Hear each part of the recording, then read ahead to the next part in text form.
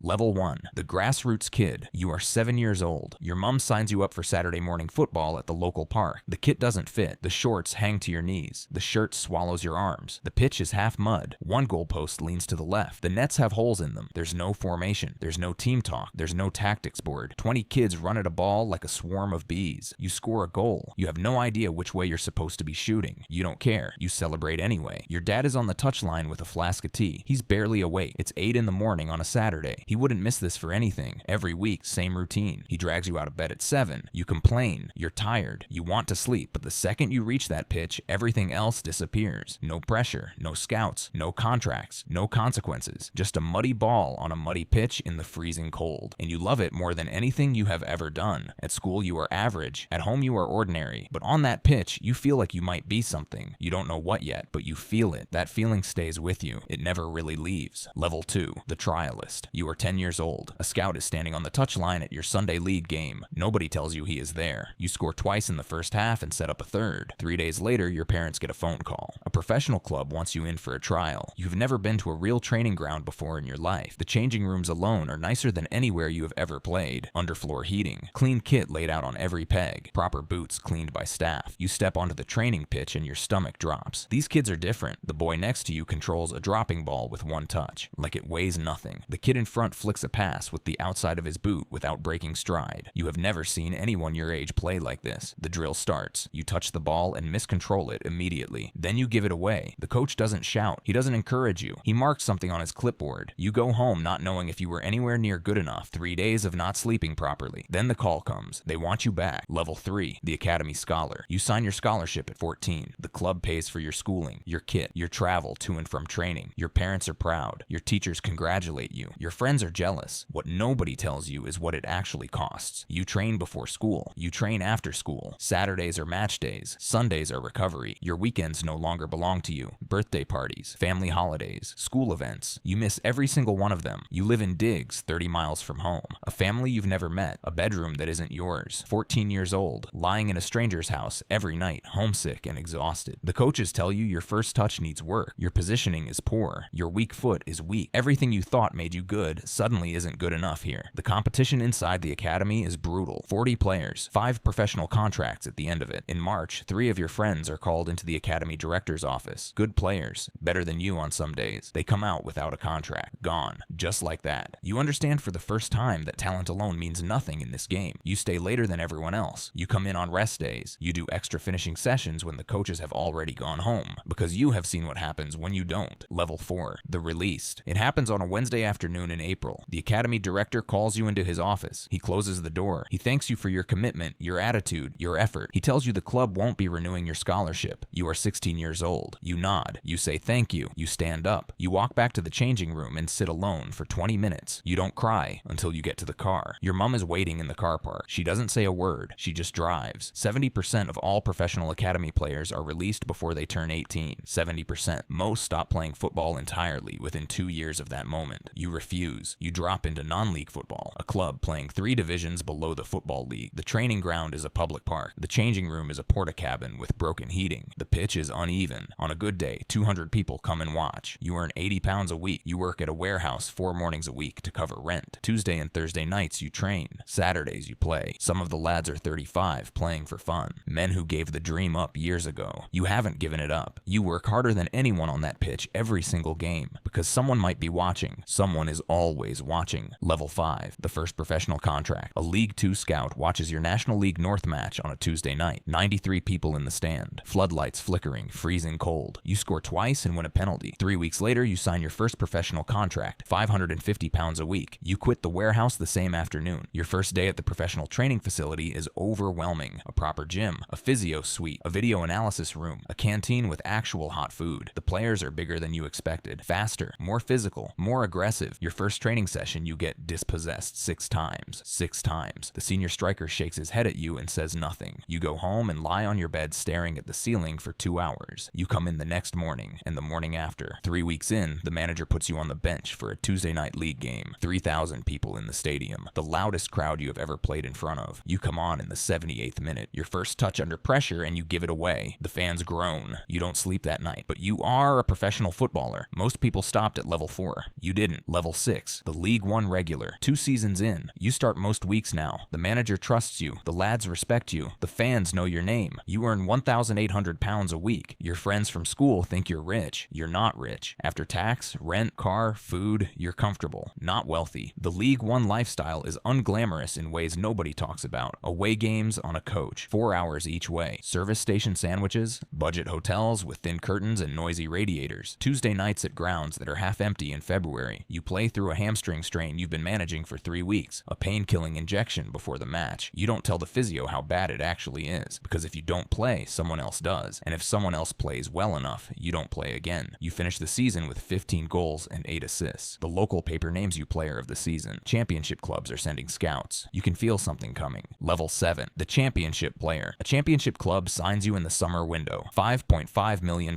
You are the most expensive purchase this club has made in 3 years. Your wage is £6,000 a week. You buy your mom a car. You buy your dad season tickets for every home game. The championship is the most physically intense second division in European football. You've heard that. You didn't fully believe it. You believe it now. The pace is relentless. Every team is organized. Every player is desperate. There are no easy games. Not one. You struggle in the first 2 months. 4 goals, no consistency. The manager drops you to the bench after a poor October performance. A journalist writes a column questioning whether the club overpaid. You read it on your phone on a Sunday night. Your agent tells you to stay off social media. You don't listen. You come back in January. You score 4 goals in 5 games. You finish the season with 16 goals and 9 assists. The national media write about you. 3 newspapers, 1 front page. Your agent's phone doesn't stop ringing all summer. Level 8, the Premier League. A mid-table Premier League club activates your release clause, £18 million. Your wage is £22,000 a week. £22,000 per week. You have never said that number without it feeling impossible. Preseason at this level is a different world. GPS vests tracking every meter you cover, every sprint logged, every session filmed, individual data reports every single morning. Nothing is informal, nothing goes unnoticed. Your first Premier League match is away at a top 8 side, 53,000 people. The noise when you walk out of the tunnel hits you in the chest. You score in the 63rd minute. A low-driven shot from the edge of the box into the bottom corner. The away end erupts. You run and you don't know what to do. You just run and scream. Your teammates pile on top of you. In that moment, every single thing that happened before this makes sense. The portacabin, the warehouse, the non-league Tuesday nights, the academy rejection at 16, all of it led to this exact moment. You finish the season with 12 goals. PFA team of the season, 1 million Instagram followers, brands calling Nike, Adidas, Hugo Boss. You are officially a Premier League footballer. Level 9, the big club. In the summer, a top 6 side comes in. £42 million.